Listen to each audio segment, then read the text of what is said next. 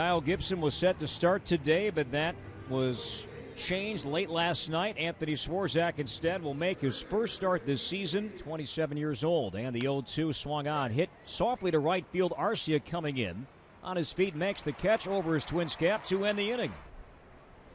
3 on the right side of second base, 2 outs. And the 0-2, he got him. Swisher strikes out swinging a fastball. Line drive, caught by Nunez at short. Played him perfectly, a step and a dive to his left. I know how to get this guy out.